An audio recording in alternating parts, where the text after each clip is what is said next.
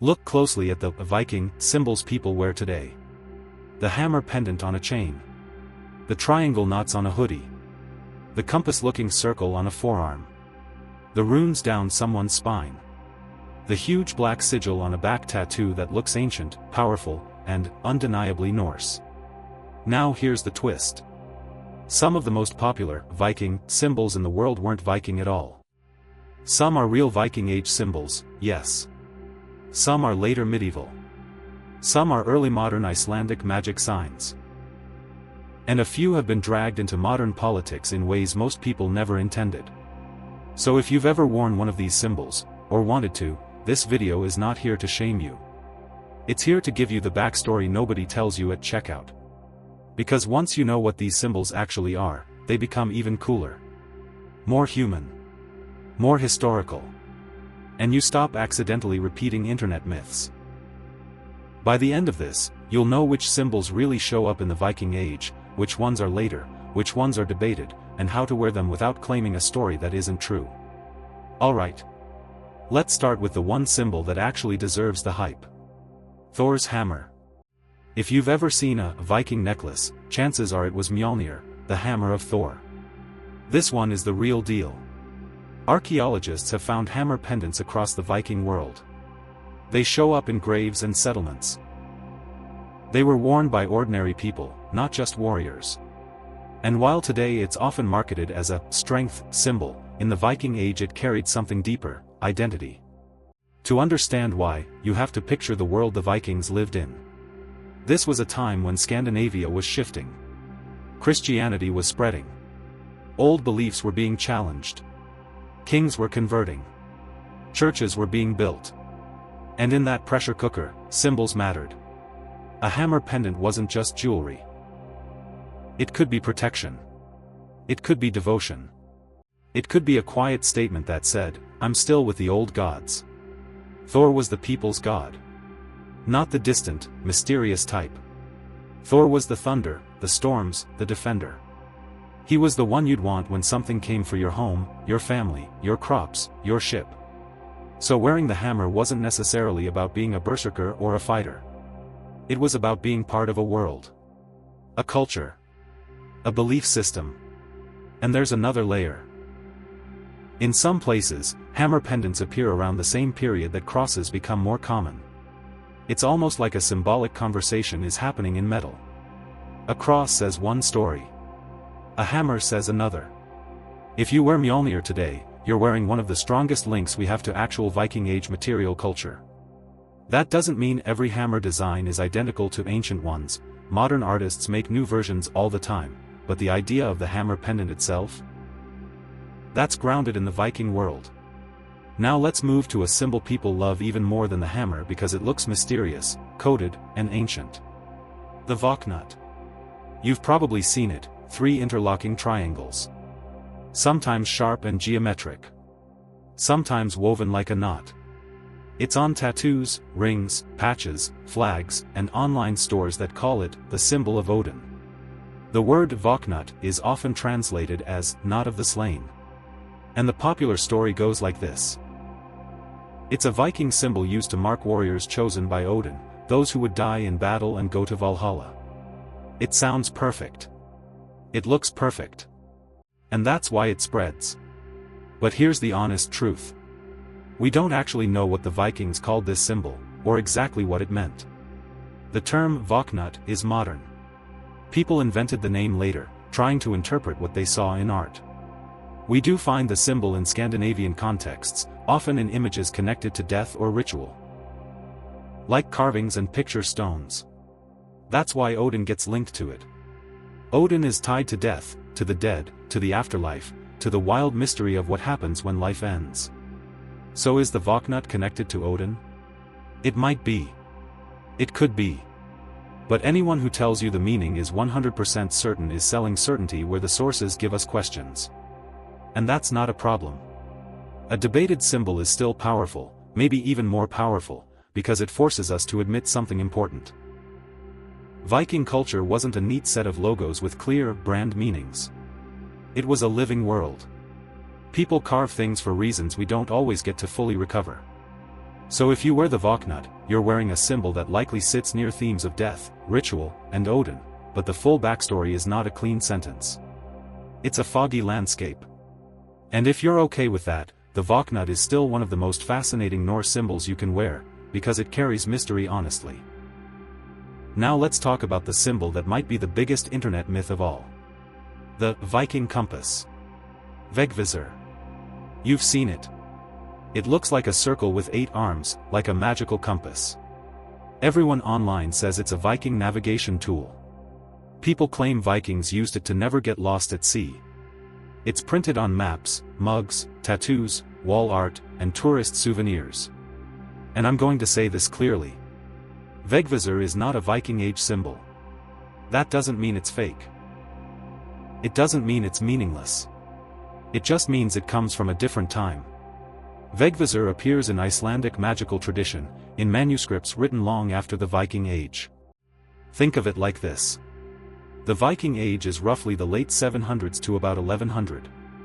Icelandic magical staves, these symbols that look like spell signs, are part of later folklore and early modern magical writing. So when you wear Vegvisir, you're wearing something Icelandic, magical, and symbolic of guidance. But not something we can honestly claim a Viking warrior etched on his shield before sailing into a storm. The phrase often attached to Vegvisir is basically, if this sign is carried, one will never lose their way in storms or bad weather, even when the way is not known. That idea is beautiful. It's human. It's exactly why people love it.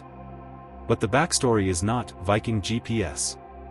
It's later Icelandic magic and protection symbolism. If you want to wear it for what it is. A symbol of not losing your path. A reminder that you can move through chaos and still find your way. Just don't call it a Viking navigation tool unless you're willing to admit the timeline. Now, right next to Vegvisir in the world of popular tattoos, you'll find another symbol that looks even more intense. Ægishjálmur. The Helm of Awe. This one often looks like a circle with spiked arms coming out, like a magical trap or a starburst. It's on forearms, chests, back pieces. It's marketed as a terrifying Viking war symbol. Like something warriors painted on their forehead before battle to strike fear into enemies. Again, cool story. But the backstory is different. The Helm of Awe is also tied to Icelandic magical staves and later tradition. In some stories, it's connected to fear and protection, overpowering opponents, making you unstoppable, giving you a kind of psychological edge. The name itself, Helm of Awe, sounds like a fear weapon. But think, magic symbol, not mass-produced Viking shield emblem. It's not that Vikings had no magic, of course they did. But the specific symbol as we see it today comes from a later tradition. Here's why this matters. When people say Viking symbol, they often mean anything Norse-looking. But Norse culture lasted for centuries, and Scandinavia and Iceland developed new traditions long after the Viking Age. If you collapse all of it into one blurry category, you end up with myths that sound great but aren't true. So if you wear the Helm of Awe, you're wearing something powerful, just from a later magical world, not confirmed Viking Age battlefield branding. Now, let's talk about the one category of symbols that people wear more than anything else. Runes. Runes are everywhere. Necklaces. Tattoos. Rings. Wall art. People often treat runes like each one is a magic symbol with a fixed meaning. Like, this rune means strength, and this rune means protection, and this rune means love. Here's the first thing to know. Runes are letters. They are alphabets. They were used to write words, names, ownership marks, memorial inscriptions, and sometimes short messages. They weren't originally created as a set of fortune cookie meanings. Now, were runes ever used magically? Yes. There are historical sources that link runes to charms and ritual. But the core function of runes is writing. And here's the second thing to know. There isn't just one rune alphabet. There are different rune systems used in different periods. One of the biggest mistakes people make is mixing them like it's all one Viking font. For example, Younger Futhark is older, often associated with earlier Germanic peoples. Younger Futhark is used during the Viking Age. So if you get a Viking rune tattoo in Younger Futhark, it might still look Norse.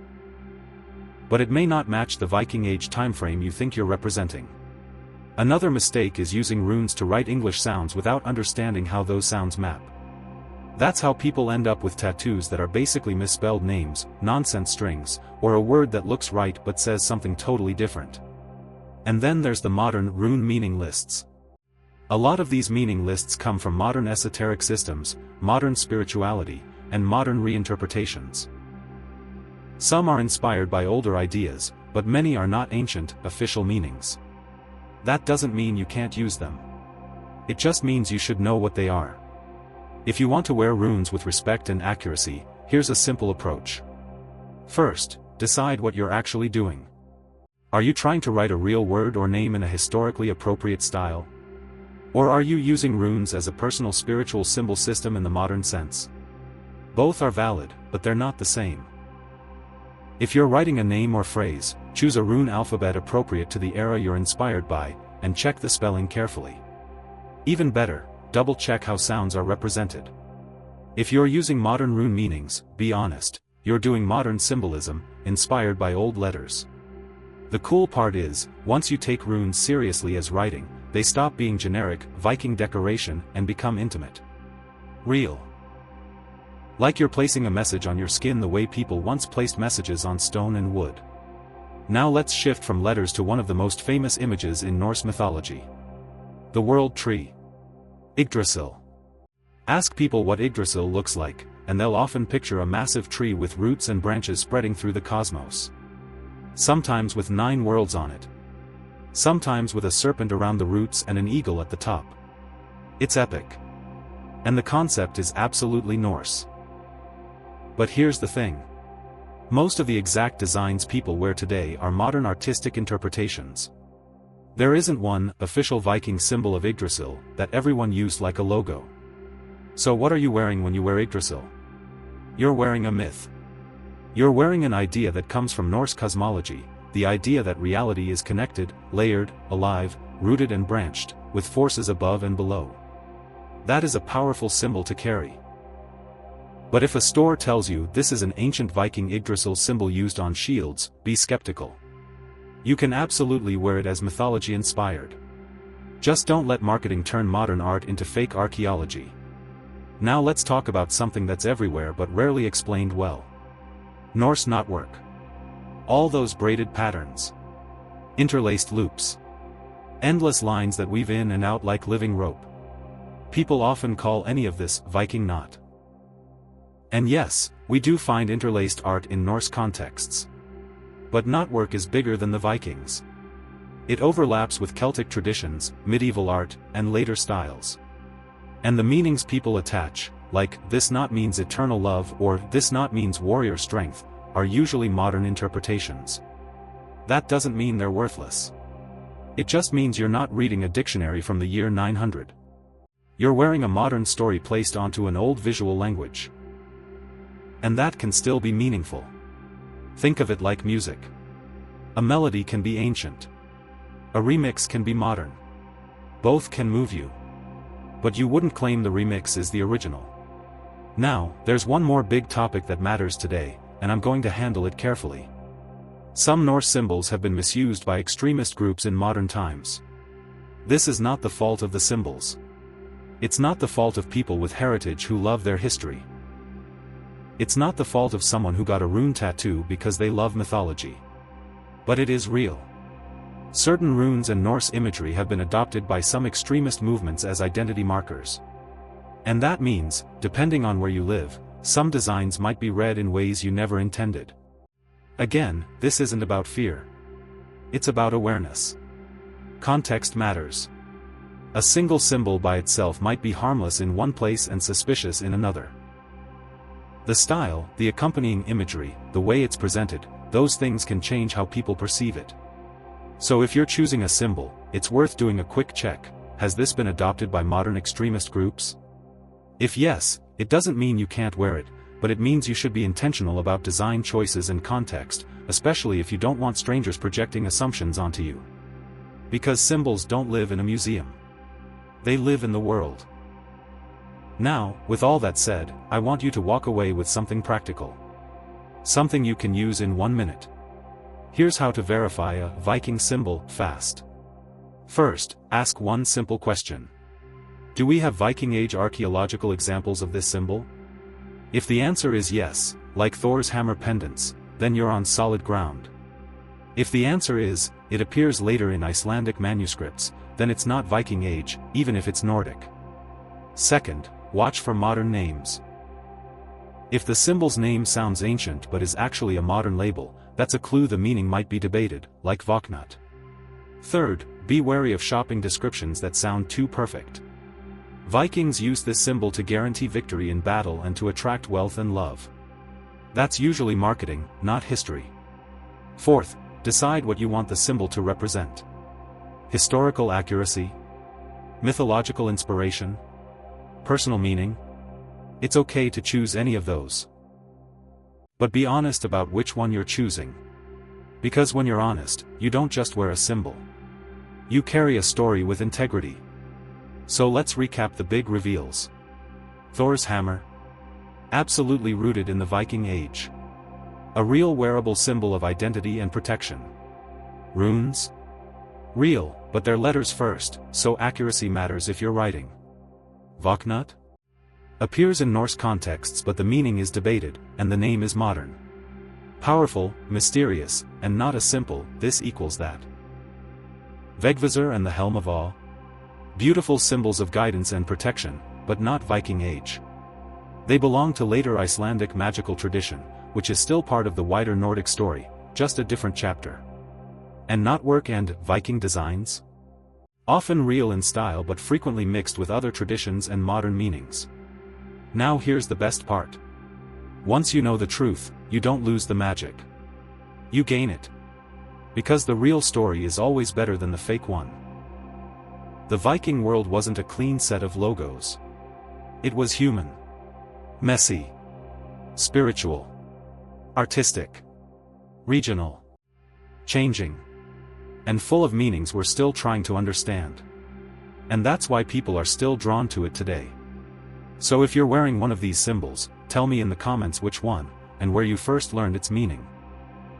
And if you want a part 2, I'll cover the raven symbols people connect to Odin, wolf imagery, ship symbols, and the most misused Viking tattoo meanings that spread online like facts. If you enjoyed this and you want more videos that separate myth from real Nordic history, hit subscribe, and I'll see you in the next one.